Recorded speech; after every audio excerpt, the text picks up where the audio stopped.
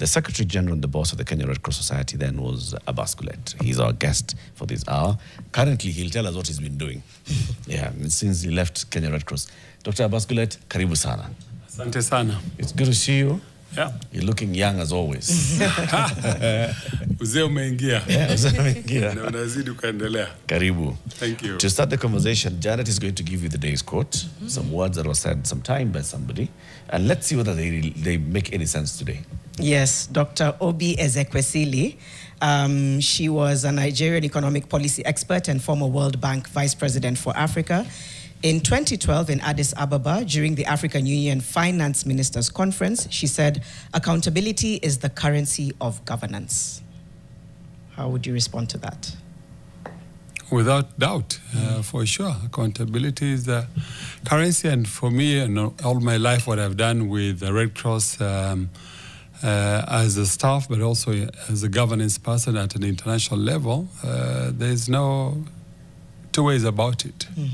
You're either with it or you're out of it. And this is what I've tried to do all my life with the Red Cross, which when I got into the position that I was then, that I left about 7 years ago, the society was equated to what they then call a leaking bucket because it had been mismanaged and misgoverned. So the question of governance, leadership, management, integrity are things that are very dear to my heart, and that's something that's not negotiable. And in what I'm doing today, I'm chair of Kenyatta National Hospital, non-executive chair, and there had been challenges. There are also issues to do with governance, management, leadership, and accountability. So indeed, it is the currency, and without that, then we have no business being where we are in the respective positions we are, starting from the highest level in a country with the leadership that is elected, and then in the corporate world the same way. Principles and values of governance and management are the same, whether you're driven by margins for shareholders or stakeholders, whichever the institution that you work for. Yeah. Wow. Is accountability what's kept you grounded in humanitarian work for, I would say, decades? Or is it other things that have kept you grounded? Without an iota of doubt, yes, accountability is paramount, one top of everything. And that's what kept me where I was. And when the young people started saying old people must give space to young people, I decided to walk and before my retirement age, and I remember teasing my good old friend Francis Atwoli and saying that time comes when you must give opportunity to the younger ones to take over. I don't think he listened, but it's crazy to me that you've been out of the Red Cross for 7 years, because it's almost synonymous that if I hear the name Abbas Gullet, the next thing that comes to mind is the Kenya Red Cross. But I think you did some incredible work there. There's almost a conflation that with the Kenya Red Cross as an emergency response service by the state, because it's often the first responder in many places. What is the actual work of the Kenya Red Cross, and how did this come to be that we're at that point where you think disaster, you think Kenya Red Cross? Well, I guess, first of all, Red Cross in all over the world is enacted through an act of parliament as auxiliary to the government. It's not a government agency, but it's a humanitarian organization that is supposed to work with the government, both local and central, when there are emergencies and disasters. People know Red Cross for disasters more than development, but actually Red Cross is a developmental organization. It's about building communities, working with communities, creating resilience, creating good healthcare, good economic base for organization, educating, training young people and the women groups and all sector of the public. But in the context of Kenya, obviously, Red Cross, of course, was born out of a disaster. If you go back to 1863 in northern Italy, in Solferino, where there was a fight between two large European armies, it was out of war. But there are different arms of the Red Cross. Today, there are three parties. There is the International Committee of the Red Cross, which deals with conflict. There is IF, International Federation of the Red Cross, that deals with peaceful disasters, natural disasters. And then there's a national society. In every country, there is a Red Cross or Red Crescent. So in the context of Kenya, because of the magnitude of number of disasters and emergencies, Kenyans have come to know Kenya Red Cross largely on disasters, but it does quietly and silently lots and lots of development work in the field of agriculture, in the field of water, in the field of youth and women empowerment and engagement, and many programs that we do. But Kenya, the last 20, 30 years, because of the frequent man-made natural disaster, whether it was conflict or post-election violence, it was terrorist attack, it was every election, pre-election violence, and 2008 post-election violence, the terrorist attacks in many places over the last 10, 15 years have brought Red Cross to the forefront. But it's just because of our mandate and the preparedness level that we had over the years that we would be there first in every disaster. The network of membership, youth, volunteers, women group, branches in all the counties of the country. So we also had intelligence and our own network. So when anything were prior to even happening, we would know what was going on. It was my business to make sure that we were prepared and ready to support the government's endeavor to address humanitarian needs as and when they arose. And there are many disasters. You've talked about how I look at it from the development side is to build resilience to community so you can handle whatever is thrown at you by nature. Yes. And then nature will throw things at you. Yes. The F's, fire, floods, famine. Yes. You think about now those conflicts, whether it's community conflicts, and then there's terrorism, and cattle rustling, and such. Yes. So all those, and we see the Kenya Red Cross being on the front line of responding to those. Yes. They're still doing it even after you left. Yes. They still defer to the lessons that you picked and you learned and you left in the organization. Yes. But we've invited you here because you were central as the leader of the Kenya Red Cross then in the disaster response for Westgate. Yes. And then we also saw in others, in Peketoni, in Garissa, in Dusit. In Dusit. Yes. You're there. Yes. Question that we're asking ourselves today is, in each of these, there must be lessons that we learn. Yes. There must be what we see in terms of how we shared information, how we responded, how we coordinated ourselves. Yes. What are there lessons that you're learning from one and applying in the next one? For sure. Like Throughout. which one? Throughout. So let's say... Let's take Westgate, for example. Westgate. Because we're commemorating so Westgate. Westgate for me was quite interesting. I was supposed to fly that afternoon to go to Saudi Arabia for a meeting. But about 12 o'clock, I went to pick my two young children from an Islamic school, a madrasa, somewhere in Lavington. And as I was getting off from that going home, which was in Ridgeways, I got a phone call we had a 24-hour call center, first of all, that people should know. The Red Cross had a 24-hour call center, that any emergency, any disaster would be reported there. And there'll be someone manning that center. So I got a call from a young man called Nick Thuo, and he tells me, boss, we have a problem. I said, what? He said, Westgate. And what's happening in Westgate? He said, there seemed to be a terrorist attack, but it's not yet confirmed. Now, the good thing with Westgate was on that particular day, it was on that Saturday, we actually had a first aid service organized by Radio Africa. And they had a function on the mezzanine floor, the car park behind. They had an activity, and we had an ambulance from the Kenya Red Cross Emergency Ambulance Services. So I was very quick to call the call center and ask to find out from the ambulance team what is going on. So immediately I was told, this is a terrorist attack, there's been an explosion, there are many people that have been injured. So I drove straight away to the site. I went and parked my car. With your kids? With my kids and my wife. And so I parked my car outside, where the Hindu Union has this huge temple, and on the other side there was the old Nakumat, which was the UK. So it's Oswald Center. Oswald Center. So opposite Oswald Center, I found a place to park the car, and then I walked through all the way to the mall. And by then, of course, hell had broken loose. So I went in there, and the next 5 hours I was inside there. This was about 12:30. I left my wife in the car, couldn't think anything about then going inside there to find out. So we had already, while I was driving to the place, had mobilized our teams. We had the ambulances, more and more ambulances heading in that direction, because they had called us to say there is a serious crisis here. we didn't know the extent, but we knew a number of people had been hurt in the first explosion. So my going to Westgate was to then use the parking entrance and go up to the mezzanine floor where the initial blow up had taken place, or the attack, and skelter, everything had broken loose. By then, the police were there already trying to control the crowd from going into the mall. And I went up there and spent the next 5 hours in there to do as much as we could. I then mobilized our team and volunteers and ambulances and first aiders. My deputy then was a gentleman called Dr. James Kisia, was a medical doctor. I'm not a medical doctor. So we went in and started to triaging the people up there, those who were initially injured, before we even went into the mall eventually, where more and more people were hurt through gunshots.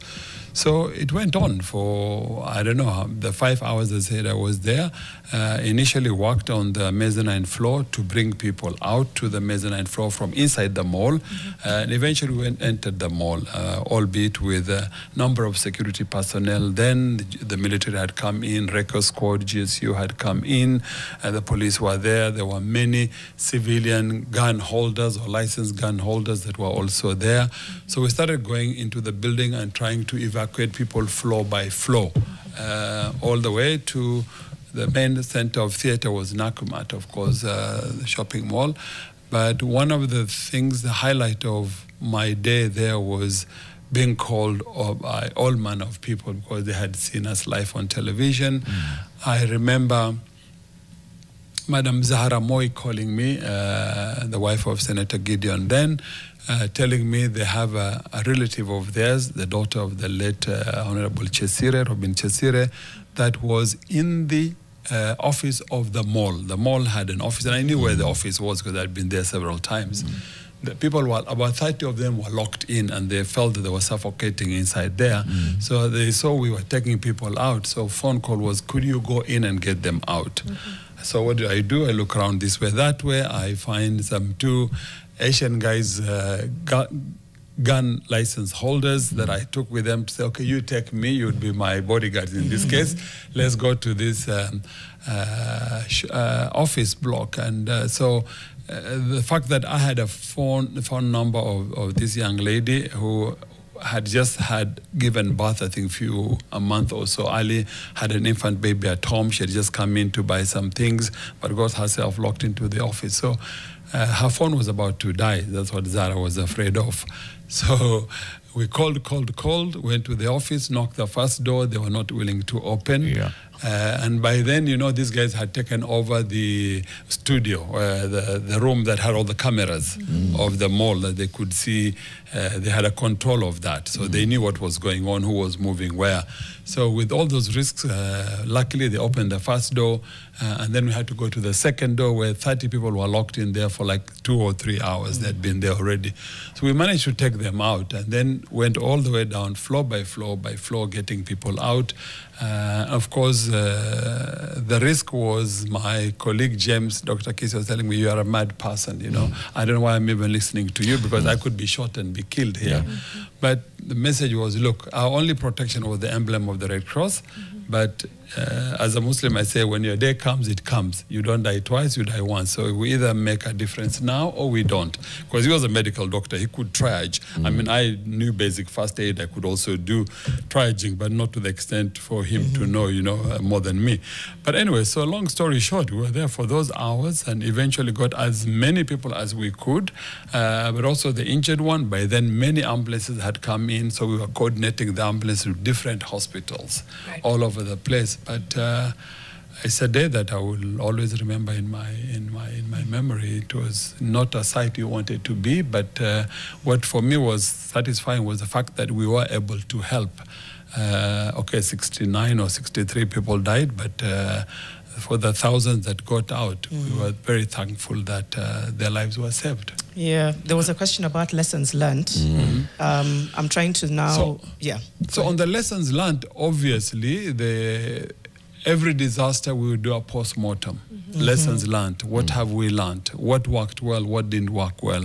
How can we improve on that? And by the time, we went to Garissa, we were much better with the university. We were able to, evacuate people from Garissa, bring them to Nairobi. We were among the first one actually to know, because we had good local structures, local branches. So as your ear is on the ground, the idea is about intelligence, not that we are police or military or security, but it was our business to know what was going on. Even talking to listen to the ground, the sound of the river, someone would tell you. So Garissa, we were better prepared. We had ambulances there. The people that were brought by road, the people we had to take planes to go there, coordinating again in lessons learned about coordination. With Westgate, there were a number of manenos, especially when people were calling Red Cross to ask for figures. We had figures of injured people, missing people.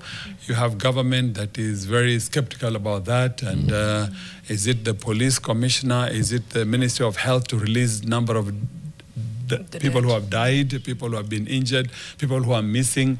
And we have a program called Tracing Program of Family Reunification. So we have a call center where anyone can call and say, we have a relative of mine was in that shop and is now missing. So for us, you are recorded as a missing person until we reconcile you, until you are found, or until we know it is not true what we were told. Because there are also false callers who would call and just try to make. But we'll take details of the number, the family, the last person, contact where, and all that.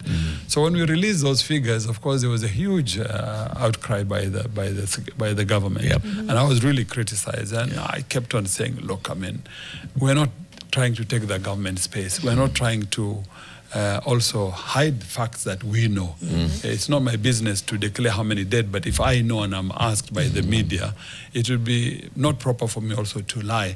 Although I would direct the media to say, talk to the government. It means that I don't want to answer the question. But when I really know, I would say, this is what we know. The number of missing, again, we said because we have information written, and we will tick the boxes at the end of the day. I think by the time we went to Garissa, by the time we went to Dusit, I would say Dusit probably was the most well-coordinated event by the government. I remember Ministry of Foreign Affairs, Ambassador Macharia Kamau controlling those figures. And me, I said, look, I'm not in competition with the government. I'm here to complement.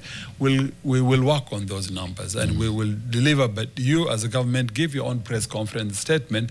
But you had a media who always felt that the Red Cross is more reliable and they can give us better figures. It's more on the ground. And for me, it was a dilemma that I always got myself into. But it was a fine, thin line that you don't want to fall this side or that side of the pendulum. But I think lessons learned is they are better coordinated. Even Peketoni, with what happened, I knew less than 10 minutes of the disaster happening. People, it was 2014 World Cup. People were watching the World Cup in Peketoni. So at 10 at night, boom, I got the call to be told that there had been a strike here. Because we also had worked in the area for so long, so we knew what the ground was telling. So it was just to be prepared. But I would say as a country, in disasters are disasters. And there's not a single country that can say globally, including America, when New Orleans flooding and cyclone and disaster took place. A lot of support from global support was given to them, even being a superpower nation. So the point it really is, how do you coordinate between government, civil society, NGOs, actors, donors, UN, and everybody? I think lessons were learned over time because we had to learn. There was no other way. But I would say Dusit for me was the best, more government coordinated. Because the government itself is coordinated, it's easy for them to coordinate the other actors. I want to ask perhaps what international best practice is as far as disaster response, how it looks like from a government level and from other actors like the International Red Cross Society and any other players who may be around. And I'll use the example of terror as we start because we're still commemorating Westgate. We can start from there and then thread to natural disasters. So primarily, government has a basic responsibility for disaster response in any given country, in any situation. It's their responsibility. And it is up to them to set up mechanisms and structures that would work with the government, because government alone also can't do. Their role should be to provide the policy framework, to provide oversight, to ensure standards, and to ensure, transparency and accountability. Then they should bring other actors on board, and they should be a predefined and agreed way of responding. For example, I'll give you one area where they are good is the airport disasters, aviation disasters. Already there are now disasters in place. I mean, Office of the President, they have a National Disaster Center, which should be responsible for coordinating these disasters and emergency. So during air disasters, prior to the disaster occurring, the coordination mechanism has been put in place. So it's the government responsibility, Kenya Airports Authority, Civil Aviation, Kenya Airways, and all other airlines, and with NGOs and CBOs, ambulance providers, safety, security, and all these agencies come together. The point is, when a disaster occurs, if there was a mayday and a call that there's an air crash anywhere in this country, of the coordinated mechanism group, the first responder would be the person on the ground first. They take command and control of the disaster until the actual leaders take place. So sometimes could be that airport authority would start, but if it is the Office of the President, if it is the military, NYS and others, whoever gets there first will take charge of the situation until the real commander or the head comes onto play. So that is coordinated and that is done like that. In terms of these other man-made disasters like the conflict now, I can use, post-election violence. Where do you start? Post-election violence that we've had since 1992, each agency prepares itself. So we in Red Cross, prior to election, we would sit down and prepare with our local branches, with our volunteers, with our paid staff, with resources, equipment, materials. You even pre-position them countrywide. Okay, so when 2007 happened, I was in Mombasa. I'd gone for the election in Mombasa because then I was registered there. Now I'm registered in Nairobi. So 27th of December, I knew what was going on in the country because we had prepared and we had done scenarios and we had people on the ground. So when the first conflict started in the North Rift, we knew straight away. Nairobi here, Eastlands, Mathare, every corner of this town, I knew where the conflict was taking place and which group was there. So it's about how do you prepare, train, and get ready to respond when this happens. And that is very important with material, with human, with all other resources, even financial. You have to talk to fuel station for your vehicles to be fueled if you don't have cash on you at that time. If it is food to be given out, you've talked to the supermarkets and you are ready to go. So you've done your networking. Everything is ready to go. And pre-positioned. All right, we're going into a short break. I know that climate-related disasters are now something that I feel like that might be one of the new waves that people need to look at. So we'll come back and ask you to speak to that. I'm also curious about the toll this has all taken on you. I mean, being front and center in all of these, it must take some kind of toll. But we'll come and talk about it. We are, of course, in studio with Abbas Gullet, former Secretary General of the Kenya Red Cross. We're commemorating our Westgate attack, lest we forget. He's now the chairman of Kenyatta National Hospital. You can ask your questions as well. We'll come back and see if we can share them as well. We'll be right back. 400. That's which one also of the few. Now is Kenyatta a teaching and referral hospital? It's just Kenyatta National. It's just called Kenyatta National Hospital, but it is a teaching. But yeah, it's called KNH. You're right. It's because I was like, should we then be calling it KNT? RH? People were just like KNH. Bakari Sagna says, regarding lessons learned, was the multi-agency response to the terrorist siege a better strategy than if a single specialized unit, such as the Recce team, had been solely in charge? I think you've spoken a bit to that. No, the Recce team has one role, and their role is to provide security, but it's not their business to provide ambulatory services and triaging and all that. They can provide the security, but you can't have one agency to do everything. It has to be multi-agency, has to be coordinated. As long as coordination takes place and there's a command and control, the rest fall in their places. The more the merrier, if it is better control and manage, because there's specialization of different sectors in this case. So healthcare should be provided by health professionals. I like the example you've given of air traffic disasters, but I also see that there's the fact that this is an international, so ICAO plays a big role, the International Civil Aviation Authority, in coming up with protocols of what happens in the event of an air disaster. Yes. So we have just to borrow from that and make sure that there is proper coordination. Do you feel that we have proper coordination of disasters in this country? There's been a long push to have a law and an entity that is in charge of coordination. Now we have an ad hoc one, the one that is domiciled in the office of the president. But do we need an authority on disaster management that takes center stage? Obviously, yes. And I think there has been a desire to do that for many years. Sometimes we are good at blaming ourselves as Kenyans, sometimes rightfully, sometimes wrongfully. I can tell you, for example, on disaster policy and disaster law, this country is very good in drafting policies and laws, but sometimes enacting them becomes an issue. Since the 80s, this has been something that the government has been working on. South Africa, Tanzania, Ethiopia, and many African countries always learn from Kenya. So they take our drafts, go back to their home, legislate them, start implementing them while we are still talking with ours, unfortunately. I know it's gone to Parliament. I don't know where it is today, but obviously, yes, having legislation, having an agency to be responsible for that cannot be overemphasized. It should be government-led, government-coordinated, but it should bring all other actors in place. But sometimes I think things in Parliament and then cabinet, before it becomes a law, takes its own time, unfortunately. But for me, that's something that I really try to push during my time. But I know in practice, when these disasters occur, somehow we magically are able to respond, to address, even with this loose end coordination that the government would provide.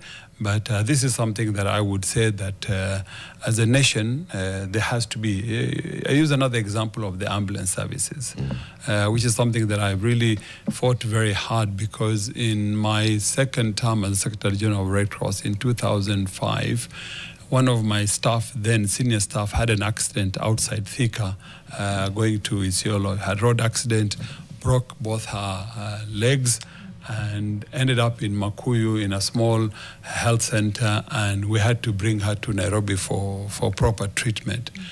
Now, I had to look for ambulance, and you know, the late former foreign minister, Bonaya Godana, called me because this was his niece. Tells me, do you know your staff is involved in an accident? So I said, yes, and we have an insurance. I hope we can get an ambulance. So we looked for ambulance. We were then registered with AAR. This is in 2005. And we were told that after 6 o'clock, you can't get an ambulance to go outside Nairobi. AR had only 5 ambulances. And I was shocked because I had just come back from living abroad and working in Europe, where, you know, ambulance was a given thing that you didn't even think twice. So here, the government then, the central government, had 750 ambulances, but these were through NHIF then, and these were just transport vehicles with a siren with nothing inside. Okay? So I say to myself, as a CEO of the Red Cross, this can happen to me. If I need an ambulance for my wife and my children, we don't have one. So I made it my business to say, never again under my watch would any of my staff be involved in an accident, need an ambulance, and we don't have an ambulance. So it took me almost 5 years to come good to that, but in 2010, we launched the first private ambulance company in Kenya with state-of-the-art, and was launched by then Minister for Medical Services, Anyang' Nyong, Professor, and we had started with 5. Today, Kenya Red Cross has almost 130 here in Kenya. They're also in Tanzania. They were in Gambia. Where now in all the 47 counties of this country, you need an ambulance. In less than an hour, you'll get an ambulance, depending where you are. So that we've been pushing the government to have a framework, a policy framework for ambulance services.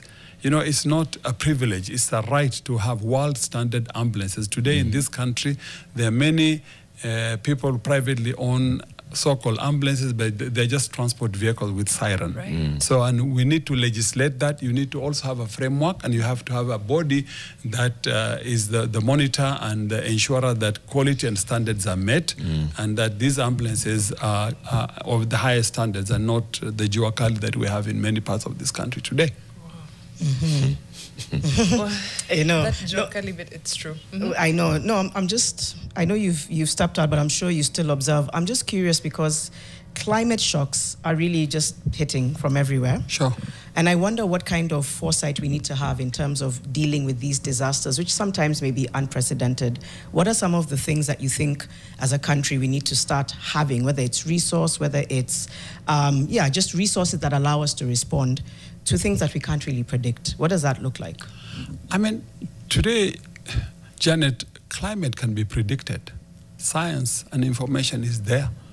We can tell you the next 2-3 years what the weather patterns will look like. There may be slight variation. But you know, we have, under IGAD, we have here in Kenya what we call ICPAC, the climate center. They can tell you all your seasons, all year rounds, what is going to be look like. Is it going to be La Nina? Is it going to be El Nino? Will you have good rains? We have normal rains, abnormal rains, heavy rains, flooding, cyclone, all the things that you will have, you'll get. Famine, drought, you'll get the information. It's what we do with information is our problem as a country. Kenya, 50 years ago, was a net food exporter. We moved from being a food exporter to not exporting. We were not able to feed ourselves. Today, we are a net importer of food. For me, it's all about planning. It's all about resource management. It's not for lack of scientific knowledge. It's not for lack of resources. Yes, in spite of the climate change, we still have rains twice a year. You have tons and tons of water going to the Indian Ocean or Lake Victoria. There are tons of water going underground. We can't depend on agriculture-based farming. Okay? Rain-fed agriculture, we can't depend on that. Yes, you can 2 seasons in a year, but you can plant 4 or 5 times a year. Every 3 months you can be harvesting if we do our water resource management properly. We talk about mega dams that are hot air that are not done, and if they were done, we will not be where we are today. So climate change will be here and it will keep on worsening. But it doesn't stop us from being a net food exporter in this country. Not only your coffee and tea. Northern Kenya, and I worked in these regions for many years, from Turkana to Tana River. 2/3 of Kenya is arid and semi-arid. The white sensational paper of 1965 that talked only on high potential areas. These are the areas more high potential than even these so-called high potential areas if this country invests. And if politicians stop talking and do what they need to do. And if scientists and even the private sector can put resources, you know, under Kenyans for Kenya in 2011, we tried 3 small projects on a pilot basis. One in Marsabit, one in Baringo, and one in Turkana. They were meant to be just pilot. And people were hammering me, telling me, why has Kenya not changed? You know, with small projects of, you know, less than 500 million Kenya shillings, what you need is billions and billions and billions and long-term investment. Persistently on this area. So climate change is real, it's here, it will worsen, but that should not be an excuse for us not doing what we need to do. I feel like climate change, we know the patterns, but I think the scale of impact is often unprecedented. That's what I've noticed. It's, to your point, yes, you're right, the data is there, then it hits. So I wonder whether now there's a measure to think worst case scenario. It's also because climate change itself is, it's an idea for most people until, fine, you notice the seasons changing. So you see, the farmers, the farmers know about climate change. The pastoralists know about climate change, okay?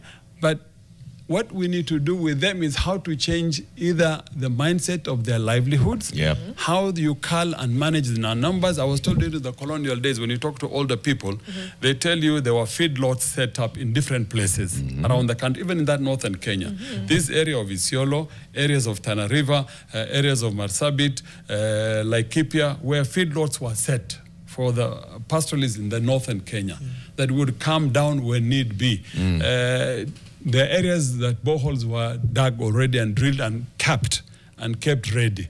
So when the drought hits you, you could calm down. But the numbers of animals also were managed. Today, there's no management of these numbers. Kenya. Yes, in Kenya. During colonial days, same Kenya. Yeah. Tana River, they'll tell you, all those ranches they talked about. This was done during the colonial days. So what went wrong? Because we became too greedy and we have no planning as such is the way the problem comes in. Yeah. Okay? But with proper planning, proper resource management, these things are all can be done. Yeah. We'll come back into your role right now, where you are at Kenyatta National Hospital. But I'm just curious as to how you've navigated the toll that all of these, responding to all of these different crises, has taken on you. And again, you've somehow remained grounded. How were you able to navigate the emotional toll, the physical toll, to be able to show up for the next one? So for me, I've been very lucky, and I count myself very lucky, and I thank God Almighty, because Kenya is only one chapter of my life, but I've had many other chapters within Africa, Asia Pacific, as far as Fiji. So I lived and worked in Malawi as my first major disaster experiences. I have lived in Europe, where I was Deputy Secretary General of the International Federation of the Red Cross. I was Vice President. But the farthest I went to the other part of the world was in Fiji, where I was there when 2 coups took place in that country, and military coups, but covering 14 countries of the Pacific, including Australia and New Zealand. So Tanzania here, I've worked with the largest refugee population in 1994, 95, 96 with Rwandese refugees. So if it is disasters, man-made and natural, I would say I've been fortunate to have seen them all. In Malawi, it was also the largest refugee population from Mozambique into Malawi, because during the civil war, 91, 92, 93. In Uganda, with, again, South Sudanese refugees during the Sudan war, but also Rwandese refugees in Western Uganda. So, of course, the grounding came from this experience, but the grounding also comes from faith, Janet. I believe in God. I'm a Muslim. I appreciate what God has given me, but I came from a background of being an orphan child at a very tender age. I was adopted and grew up in Mombasa with my adopted parents. So you learn hard lessons, and you learn with faith and having that belief. And the 11 years I was a volunteer with the Red Cross in Mombasa before I even came to Nairobi to start working here. So I think it's been years of grounding in that way, and having been exposed internationally, understanding things from a global perspective is what made it easier for me coming back to Kenya and working home my last 20 years of my working life. And Kenya Red Cross, for whatever it was then, it was a mismanaged, misgoverned organization. The disasters of the fire in Chianguli school, the fires in Lamu, fires in Mombasa, the Mukuru fires on a weekly basis, the Kibra, Sinai, all of these ones gave you an experience to learn, because it's all about learning. But the beauty was of having young men, young women in the society who are active volunteers and active staff that were committed to their work. So it made my life easier, but also we had good governance and management in the society leadership after we changed from the bad one to the good one. Men and women of goodwill who are committed and believed in the country is what I think over the years has grounded me, but also my family. I had a family that understood my work, understood what I was doing. Of course, they took the brunt of my frustration and my not being home around when I should have been more with my children and my wife.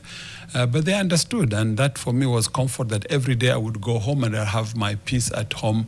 All over the world where I went with my family, except the mission in Tanzania. I couldn't go with them.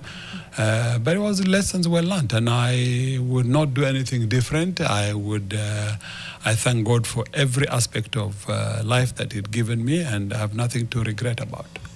I like that. It's very well said. And the grounding is very evident, even as you're now moving into a new chapter as the chair of KNH. I want to start with, it's our largest referral hospital. The transition to SHA has been shaky for a lot of healthcare facilities, whether it's private or public. How has it been for KNH? What's happening internally to ensure that service delivery is at peak, even as we transition into SHA? So for me, I see this new challenge, again, as God-given, because I never asked to be appointed as a chair of Kenyatta National Hospital. His Excellency the President called me one afternoon and said, look, I would like to ask you to do this work because it's a national duty. It's the largest hospital not only in Kenya, in East Africa. It's the second largest hospital on the African continent, after one from South Africa with 2,400 beds. For me, I saw this as a calling, that I'm having a second chance in life to do something for humanity yet once again. For ordinary Kenyans, that Wanjiku or that Otieno that need this support from that facility. The beauty of Kenyatta is one of the best untold good story about this country. We only look at little negativity here and there, and they're bound to happen. 2,400 beds is not a small facility. One need to go there and actually tour the place. 10 floors of the tower building, but the original Kenyatta next year will be celebrating 125 years. You tell me how many institutions in this country have stood the test of time to reach that milestone. Even Kenya Railways haven't reached that milestone. So I think Kenyans should appreciate. In 1901, that was opened as a native hospital for the natives. In 1953, the Ramtula Trust Fund built one for the Asians that became the private wing of Kenyatta Hospital. Today, it is what it is. Kenyatta Hospital has over 500 consultants. Some of the best brains in this country are found in that place.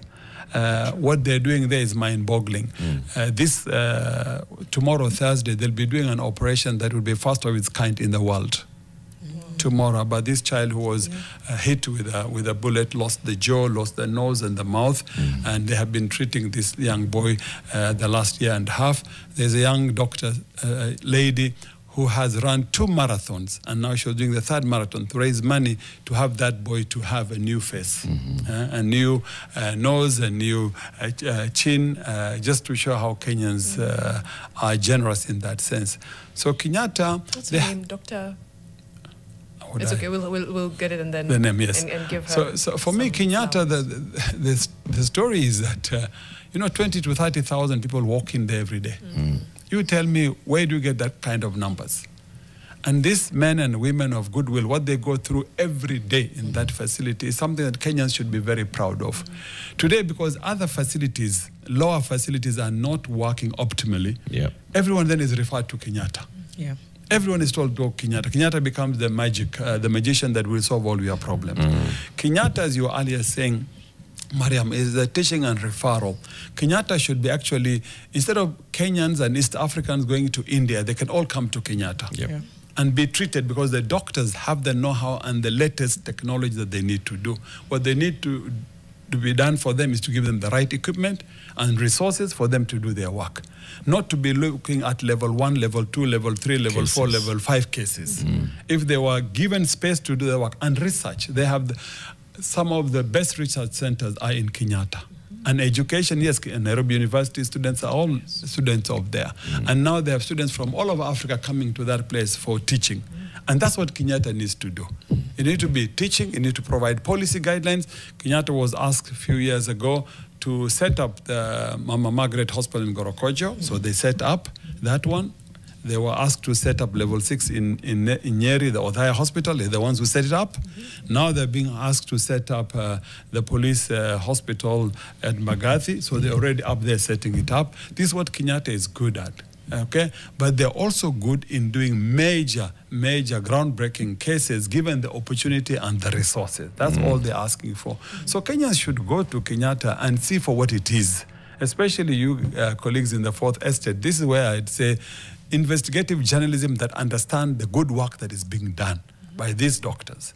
What they're doing tomorrow, and we have agreed that tomorrow some of the journalists can go and have a preview of what's happening, what's being done. And that's what we need to highlight. In this country, we are very good in negativity and highlighting all negativity. Yes, in that hospital, things are bound to go wrong. but it's not the intention of the professionals that are there. But there has been bad governance and has been bad management. That also I would be the first one to accept. And that's what I think the president and the minister wanted to see these changes. Now, Shashif, I'm not in that space because I'm in governance, but there's a new CEO, Dr. Lesiampe, who is now the new CEO, had been there previously, and I'm sure he'll do a good job to streamline things. We from governance are to provide framework and the space for the professional to do their work. But in many of our institutions, and I'm not afraid to say this because I have nothing to lose, many chairmen and boards of parastatals end up putting their finger on everything. They want to be, they're the chair, they're president, they're board members, they want to be involved in procurement, they want to be involved in hiring the relatives and friends. What I'm saying to management in Kenyatta and the staff of Kenyatta, at 66 years old, if I haven't lived my life, I'm not going to start it in Kenyatta. I'm not going to put my fingers to say, give contract to this tender, that tender to my relative, to my friends. I have no business for that. I think God has given me basic needs, and I'm not going to look for anything from Kenyatta. I'm not going to send my son, my daughter, my relatives to be employed and harass the HR people to hire my persons. Of course, people come to me to ask me, you're the chair, mbona husaidii watu yetu? I mean, for me, mtu yetu is every Kenyan ni mtu wangu. Sina mtu mwingine ambaye ni wangu zaidi kuliko hao wengine. So we just have to be clear that the government and the president is the one who asked me, and I would ask him to do more, appoint professionals to lead these boards. Politicians who have failed should not be given a second chance to go work there and think that now I have to go make money in this place. As they wait for the next election. Yes, and CEOs who are put there because in Mtiangu, these are things that need to change. Should be on merit, and that's how we're going to change Kenya for the better. There's some cases that Kenyatta has had to deal with. You know, some of those negative, and you know them, where machines breaking down all the time. But also there isn't one, and there's a case in court of unexplained deaths in the wards. And it all goes down into, so what happens? What's the admission process? How does a patient get into the facility? How do we take care of our patients in these facilities and so on? How do you say to that? And as a chairman of the board, what are you doing to clean it of this image? So first of all, the issue of machines and equipment is a big problem in all public hospitals. And in my opinion, not in all cases, these are sort of man-made crises and disasters. Because there are people who have been given responsibility to manage those resources, and they don't manage them well.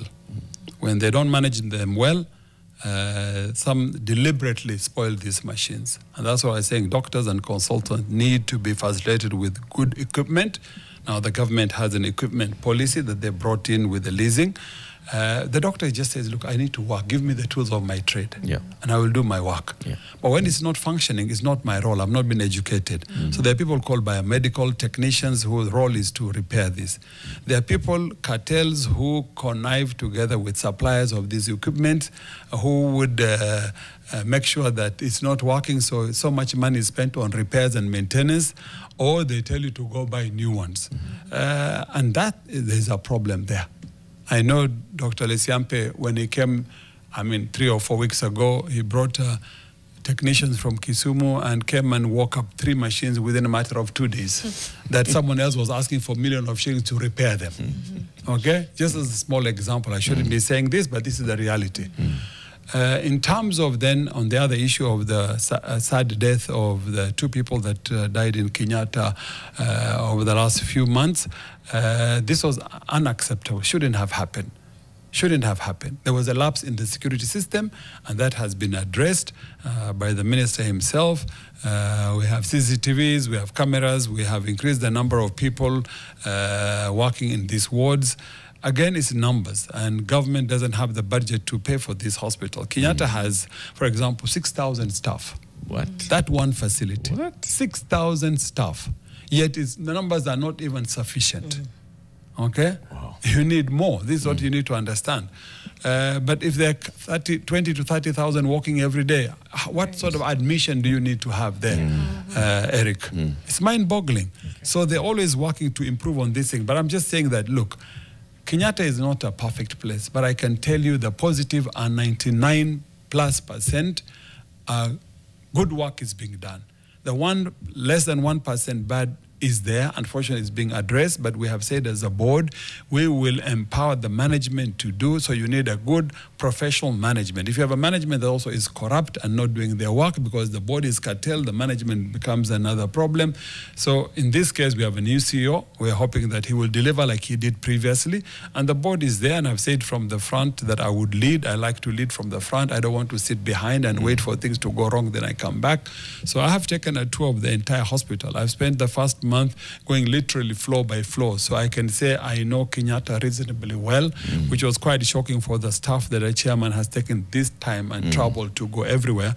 So we are going to change, and it will change for the better. But we ask Kenyans, especially we celebrate 125 years next year, we need to revamp the entire hospital. It needs to be renewed and regenerated completely to deliver these quality services. But we'll have to see how it will also change and what the government can do as more level 6 are being set up in the provinces. Yes. Then Kenyatta become the actual center of excellence. Right. Thank you so much. Thank you so much. Dr. Abbas Gullet is with us. He's the chair of the Kenyatta National Hospital, also the former Secretary General of the Kenya Red Cross. We've talked about disaster management, figuring out the lessons that we've learned from previous ones, how we can better prepare for the future, and of course some of the fantastic work that is happening at Kenyatta National Hospital. And we just want to send our best wishes to the young patient who's having his surgery tomorrow to restore his jaw. Yes. And we hope it is a fantastic surgery, a successful surgery, and a quick healing process. And of course, all the best to the surgeons as well. Hashtag is Fixing the Nation, and TV will be right back after this, talking tourism matters.